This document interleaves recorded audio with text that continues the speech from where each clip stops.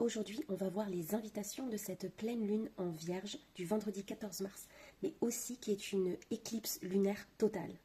Avec ces énergies, on cherche à s'émanciper des autres, on cherche à s'émanciper des attentes, des projections qu'on a de nous-mêmes vis-à-vis de l'extérieur. C'est comment je lève le voile sur mon individualité et je sors des croyances de ce que je dois être.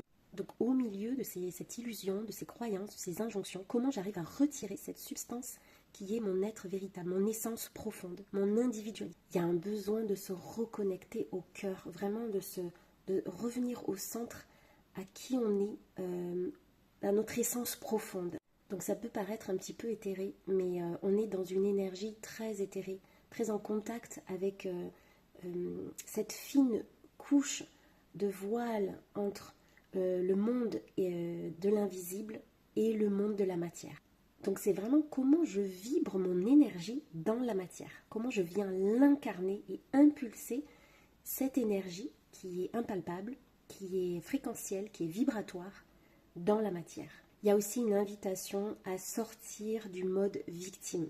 C'est comment je me responsabilise, comment je prends en charge mon mal-être et je fais quelque chose de ça. Comment je sors, j'ai envie de sortir de cette souffrance, je me responsabilise, je respecte mes valeurs et je me prends en charge par rapport à ça.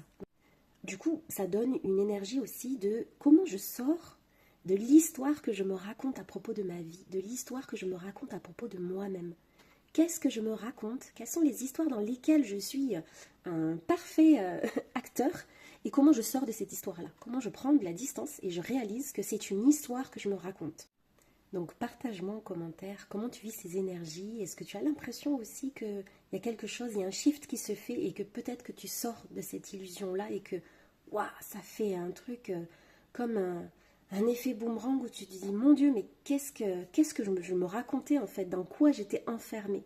Partage-moi en commentaire, like si tu aimes la vidéo, partage, ça peut peut-être aider quelqu'un. Et si tu as envie de faire une séance astro, que je fasse une lecture de ta carte du ciel et de ce qui se passe en ce moment pour toi au niveau de l'année 2025, n'hésite pas à me contacter pour faire une séance ensemble. Des bisous.